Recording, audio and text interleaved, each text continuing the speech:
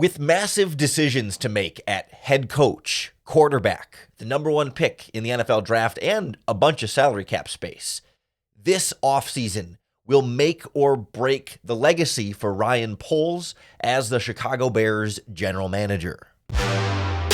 You are Locked On Bears, your daily Chicago Bears podcast. Part of the Locked On Podcast Network, your team every day.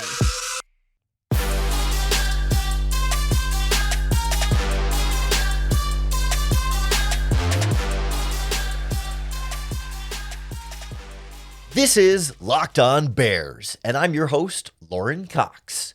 I'm here to bring you your daily, in-depth Chicago Bears news and analysis. You can follow me on Twitter at CoxSports1. You can follow the podcast at Locked On Bears on all of your favorite social media platforms, including the Locked On Bears YouTube channel, where you can keep up with all of our video podcasts as well. Thanks for making Locked On Bears your first listen today. We're part of the Locked On Podcast Network, your team every day. Today's episode is brought to you by Jase Medical. Empower yourself when you purchase a Jase case, providing you with a personal supply of 5 antibiotics that treat 50-plus infections. Get yours today at jasemedical.com and use our promo code LOCKEDON to get $20 off your order. That's jasemedical.com. On the show today, we take a step back and look at the stakes of this offseason for Ryan Poles.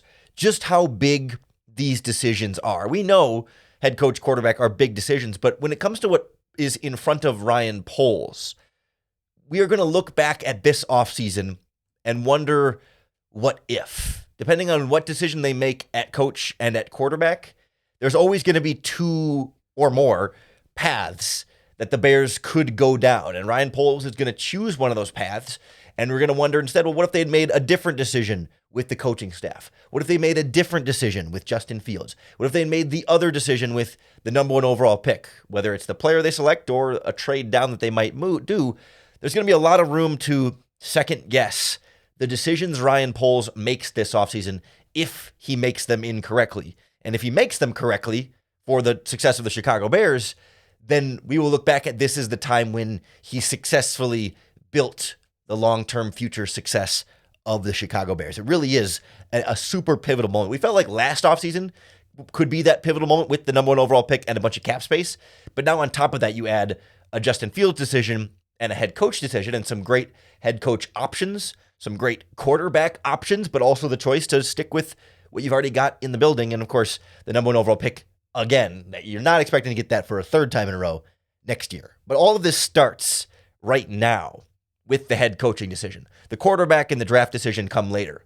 But for now, it's what does Ryan Poles do with his coaching staff? Do you retain Matt Eberflus, yes or no?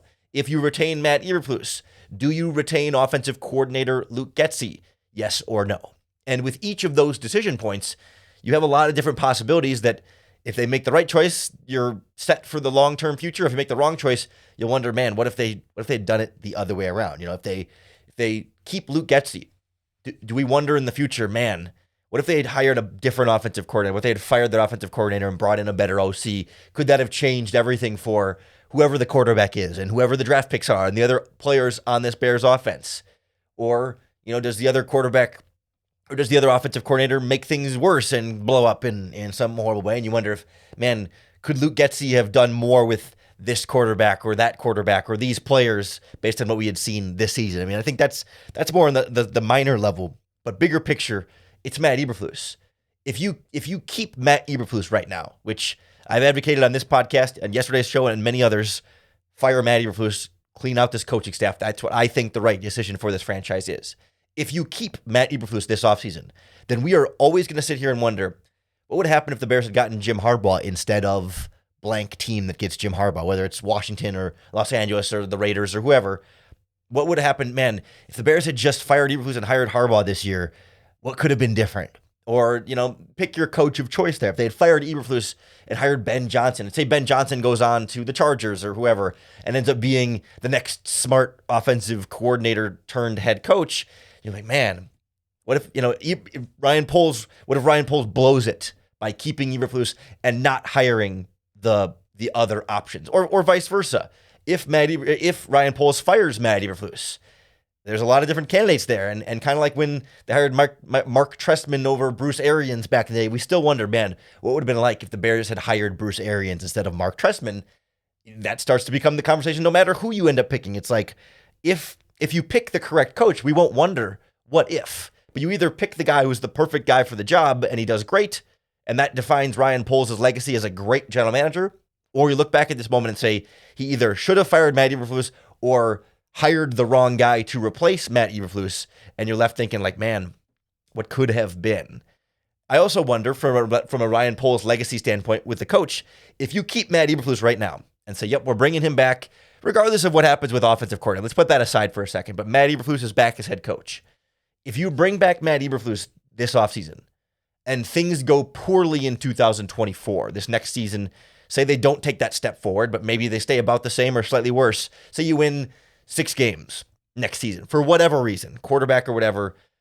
Does Ryan Poles survive that? Like, if Ryan Poles gives Matt Eberflus another year, does he still get to pick the next head coach if Matt Eberflus fails? Like, is Ryan Poles tying his job security to Matt Eberflus's if he chooses to stick with Matt Eberflus? Or does Ryan Poles have the security and the long-term faith of this organization that even if he sticks with Matt Eberflus this year, he will still get to pick the next head coach, maybe the following offseason or whatever happens with Matt Eberflus, and that he's safe either way? And then maybe that becomes one of these more pivotal off seasons because you're going to make a head coaching decision. But anytime a head coaching decision is made, they will make a head coaching decision this year. Keep Eberflus or fire Eberflus. That is a decision that has the potential to be super pivotal for the short and long-term success of the franchise, and ultimately then Ryan Poles' legacy, reputation, era as general manager. It starts with the head coach. Everything starts with the head coach. The head coach then shapes what happens with the offensive coordinator. The head coach then shapes what happens at the quarterback position, starting with the Justin Fields decision. That comes first. Then you get to the number 1 overall pick decision, which those two decisions go hand in hand, but they are in some ways separate decisions, even if they are connected. So we'll look at the stakes, the legacy stakes for Ryan Poles at the quarterback spot, specifically starting with Justin Fields. And then we'll get into, I think the number 1 overall pick is a broader conversation besides just quarterback, next on Locked On Bears. This episode of Locked On Bears is brought to you by our friends at Jase Medical.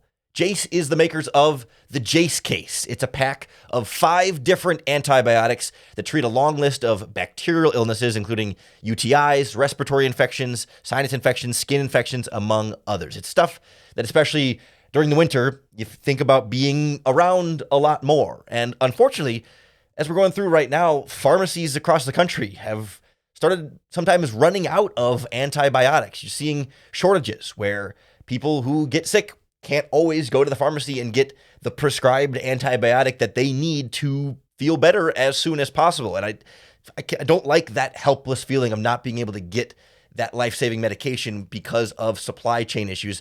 And that's where Jase Medical comes in, because you can visit jasemedical.com and complete a physician encounter. They'll then review that by a board-certified physician, and then your medications will be dispensed by a licensed pharmacy at a fraction of the regular cost. It's a great source of peace of mind with our friends from Jase. It's never been more important to be prepared than today. Go to jasemedical.com and use our promo code LOCKEDON to get $20 off your order. That's JASE medical.com, promo code LOCKEDON.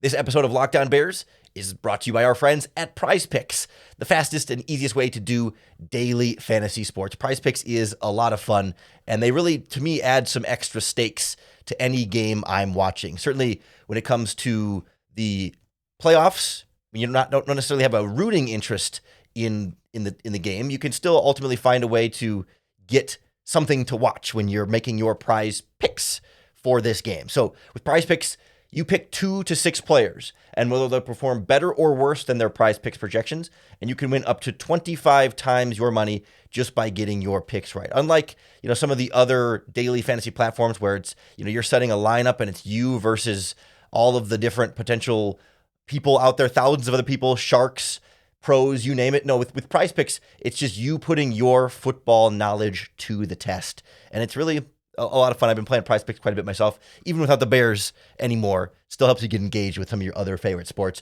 Try it for yourself. Go to prizepicks.com/LockedOnNFL and use our promo code LockedOnNFL for a first deposit match up to $100. That's an extra $100 to play with at prizepicks.com/LockedOnNFL. Promo code LockedOnNFL. PrizePicks, daily fantasy sports made easy.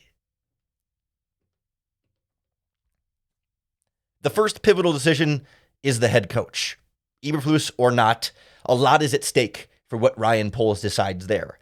Then, in some order, you move on to Justin Fields. Obviously, when and where that decision, where in the calendar that decision has to be made is not necessarily firm. You don't have to trade Justin Fields if you decide to go with a rookie quarterback. You don't have to trade him right away. You don't have to trade him before free agency. You don't even have to trade him before draft day necessarily, right? It's not like it's perfectly chronological in when that decision will be formally made.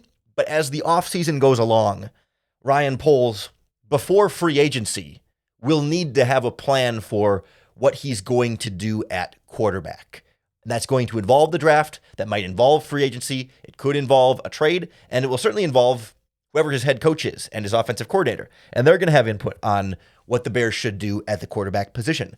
But kind of like Eberflus and the coach, like Fields is this question mark of like you could keep him and things could still work very well. Or you could trade him and he could be very good for another team. Or you could trade him and he could be very bad for another team. Or you could keep him and he could be very bad for your team. It's kind of like those four outcomes. Either you keep him and he's good, you keep him and he's bad, or you move on from him and he's bad, or you move on from him and he's good. Like, it's not to say those are all equal percent chances of happening, but those are kind of the four main outcomes there. Bad and good meaning like, worthwhile. Obviously there's intermediates between bad and good, but like, the right decision to keep him, the wrong decision to keep him, the right decision to get rid of him, the right decision to, or the wrong decision to get rid of him. And to me, like that's where the stakes are for Ryan Poles. If you keep Justin Fields and it goes well, and he looks like, he takes another step forward and he plays like a franchise quarterback and he's your long-term solution at quarterback, then that cements Ryan Poles as the guy who was patient enough and got the right coaching and surrounding talent for a quarterback to finally have that quarterback be successful with the Chicago Bears. Something that just hasn't really been done in our lifetime. And that would be incredibly defining for Ryan Poles as a general manager. If they keep Justin Fields, don't draft a rookie, and he struggles again this season, then it's Ryan Poles who made the wrong quarterback choice again. The Chicago Bears again stick with the quote-unquote bad quarterback again. Can't get the position right again, and he's the latest in the cycle of Bears general managers to not get the quarterback position right and to stick with the quarterback that he didn't draft and move forward with the guy that doesn't ultimately end up working out. But it's just as risky for him to move on from Justin Fields, trade him away to another team or whatever that looks like. And if Fields goes on to that other team and is great with, the Atlanta Falcons or whatever destination you want to pick, then Ryan Poles will forever go down as the general manager who let the good quarterback leave Chicago, who had a quarterback who was capable of greatness and goes on to do great things other places, had him in Chicago and chose through his own volition to move on from him because he didn't think he was good enough and he was wrong. And then, of course, there's the possibility that he moves on from Justin Fields and Justin Fields doesn't get any better anywhere else and ultimately, has an average to below average career or whatever that looks like. And then Ryan Poles is correct then in being right to get out of Justin Fields when he did, as opposed to hanging on to it too long. That to me is where the stakes start at the quarterback position for Ryan Poles. It does back up a little bit because the head coach is also a part of this conversation. Like, first of all, does Matt Eberflus fire Luke Getsy or not? And if you're hiring a new offensive coordinator in place of Luke Getsy, does that offensive coordinator decision reflect the offensive coordinator you think will be best for Justin Fields? Or is that the offensive coordinator that you think will be best to develop a rookie quarterback? Are those two different things? I sure think it depends on the rookie quarterback, but a rookie quarterback, the system you might want to build for that rookie quarterback, in theory, will likely be different than the system you would want to build for Justin Fields. So how do you as a coaching staff make that decision? Like, does the offensive coordinator decision start to tell us about the quarterback decision? And same kind of thing with the head coach. Like, it's like, do you tie Eberflus and Fields together in that way? Or, does a new head coach exonerate Ryan Poles? If the new head coach doesn't want Fields, then it was our collective decision and not just on Ryan Poles. You can kind of blame the new head coach for being too quick to move on from Fields. Or does Eberflus coming back and then Fields coming back with him make Ryan Poles feel like, oh, well, I was hamstrung with my coaching quarterback, now I get another shot at this? Like, to me, there's a certain connection there. There can be a connection there as far as job security goes, too, when it's like, okay, well, if you do draft a quarterback, does that extend his job security? Does that extend Matt Eberflus's job security? Because, we've got the rookie quarterback. You got to be patient with us. We can't win so many games so quickly all right away. Like, that's another part of this conversation that it has to be part of the evaluation. Like, at the end of the day, these guys are looking out for their own job security in addition to the success of the Chicago Bears. And obviously, the best job security is winning.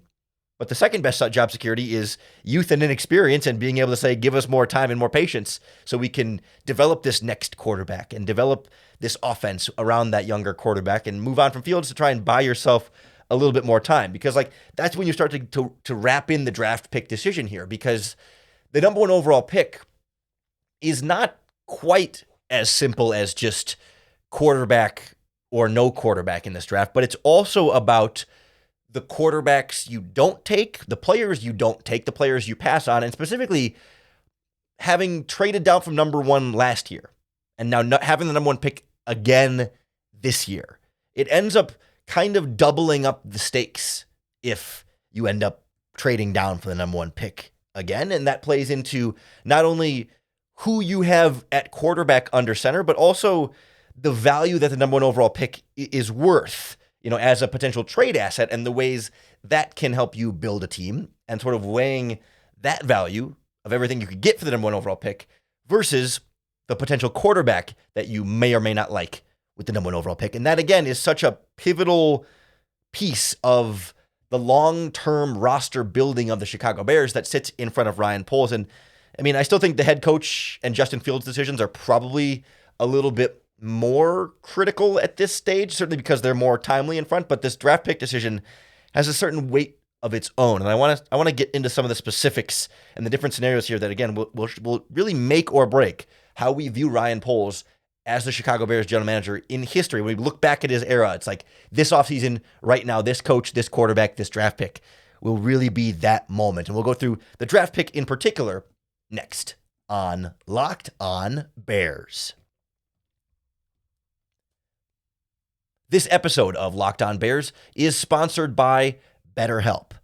This time of year in the New Year's, we spend a lot of time thinking about how to change ourselves and how to improve ourselves. And that inherently implies that there's something wrong with us, right? It sends us a negative message that something is bad right now and that we are supposed to therefore be better. But we don't spend enough time expanding on what we're already doing right and loving ourselves enough and appreciating ourselves enough. And that's where a company like BetterHelp is here to help. BetterHelp provides online therapy that is convenient, flexible, and suited to your schedule. You just fill out a brief questionnaire to get matched with a licensed therapist, and then you can switch therapists at any time for no additional charge. I do online therapy every single week, and it's a really important part of my mental health regimen. I like to say on this podcast, I don't go to therapy because my brain is broken. I go to therapy because I want my brain to be better. Just like I go to the gym for my physical health. Not because I don't go to the gym because my body's broken, but I go to the gym because I do want my body to be better, to be its best. And therapy is a big part of that for me in my own mental health regimen. And BetterHelp is a great way for you to get started on that for yourself. Celebrate the progress you've already made. Visit BetterHelp.com/lockedon to get 10% off your first month. That's BetterHelp, HELP.com/lockedon. This draft pick was such a pivotal decision last year for Ryan Poles that we never thought he would get a number one overall pick again, right? The odds of getting back-to-back number one overall picks is very, very low. And the Bears are lucky to have gotten the number one overall pick again from the Carolina Panthers. The Bears did not trade for that first-round pick from the Panthers this year thinking it would be the number one overall pick. The Panthers did not trade it away thinking it would be the number one overall pick. The Panthers did not, neither the Panthers nor the Bears thought Carolina would have the worst record in the NFL this season. The Bears are super lucky to have the number one overall pick. And as a result, it is again extremely unlikely that the Chicago Bears will have the number one overall pick again anytime soon. Their record shouldn't, in theory, be bad enough to have the number one overall pick. And the team that trades up with them to the number one overall pick is very unlikely to happen to be the worst of the 32 teams again to land the number one overall pick again that then comes back to the Chicago Bears. It's not 0%, but it's very unlikely. Can you imagine if the Bears had 3 number one overall picks, one after the other? If you get 3 straight number one overall picks and don't end up winning, if not your division, a Super Bowl, like then you've failed as a general manager. But let's not get too far ahead of ourselves here on the hypothetical future draft picks. The Bears might still keep this number one overall pick and then really not have a shot at the number one next year.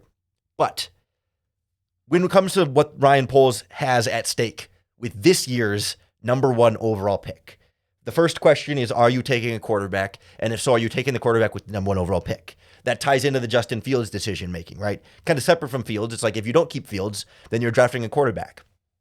If you draft the right quarterback this year, whether it's the number one pick or the 9th pick, or you trade down and still draft that quarterback, if Ryan Poles nails the quarterback pick and gets the long-term franchise quarterback for the Chicago Bears, he will be a hero forever. Like if he's the guy, we talked about earlier, the quarterback curse of Chicago, if he's the guy to get the next, maybe the first great Chicago Bears quarterback, the truly great Chicago Bears quarterback, you are a legend. It makes his legacy permanent, no matter what happens from there. If he's the guy who drafted the quarterback that succeeds for the Chicago Bears, he is the legend there.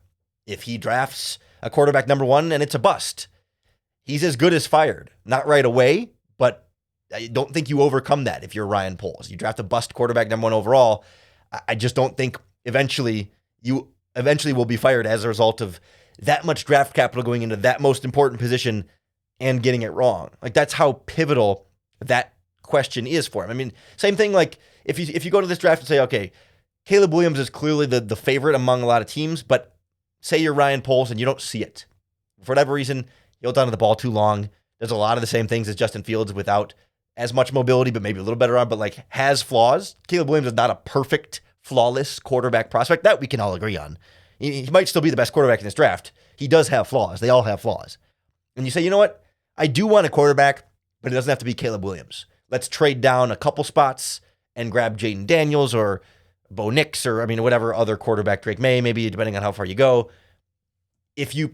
Then you got to get that quarterback pick right, because anytime you trade down, whether you're trading down to take a quarterback or say you stick with Justin Fields and you trade down and you get another haul of draft picks, basically you repeat the Panthers trade again. You get multiple first-round picks and a veteran player and some other picks from a team to move up to one again. Back-to-back years, you trade down from the number one overall pick. If your quarterback plan is wrong after trading down for back-to-back years, I don't know how you can survive that. If last year you trade down from one and lo and behold, you could have had CJ Stroud.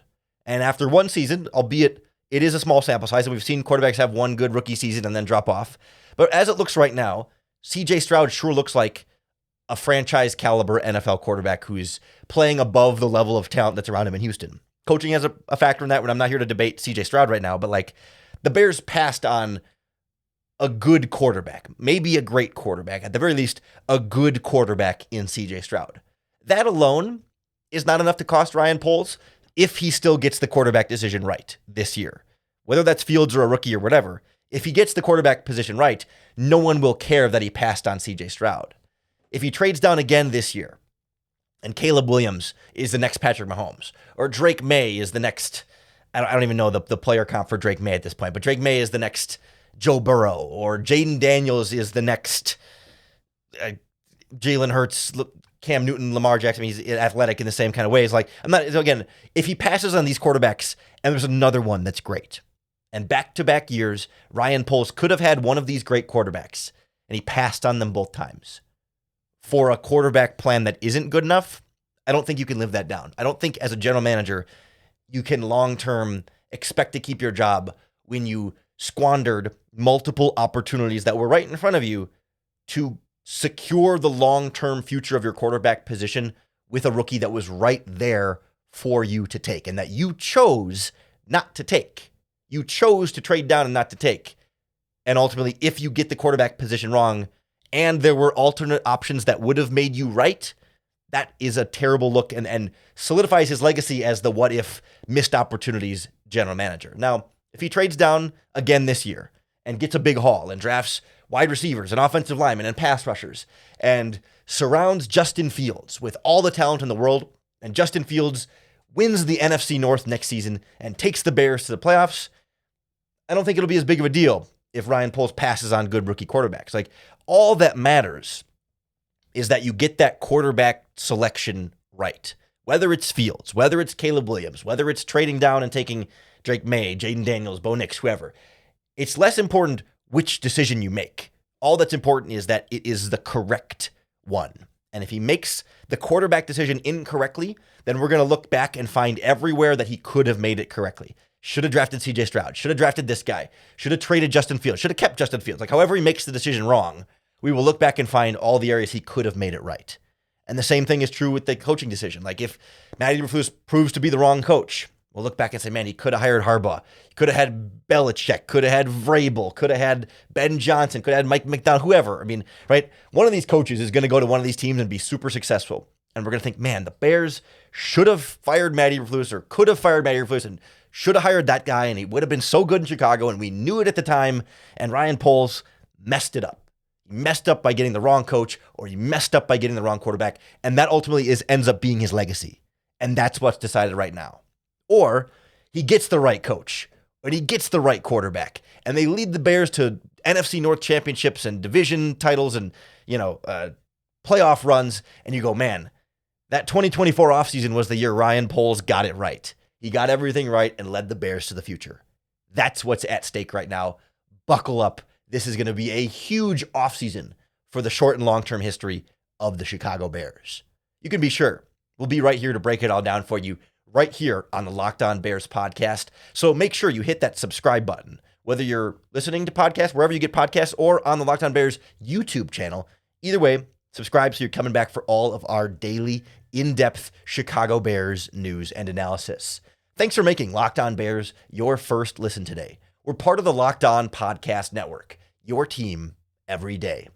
Whenever we hear from Kevin Warren, Ryan Poles, maybe Matt Eberflus at an end-of-season press conference, we'll bring you all the most important quotes and clips from that press conference. As I'm recording this podcast right now on the night of Tuesday, January 9th, no press conference time and date has been set. This is the longest the Bears have waited to do one of these since 2020 when they decided to keep Matt Nagy. The offseason, they fired Matt Nagy. They announced it the next day. And then the offseason, Matt Eberflus's first offseason, like after last year, they had a press conference like 2 days later and announced the press conference date like way early, so we knew when it was going to be the whole time. The Bears have been extra mysteriously quiet about press conference, announcing anything, endorsing anything, making any decisions. So something's churning behind the scenes here. We don't know what it is.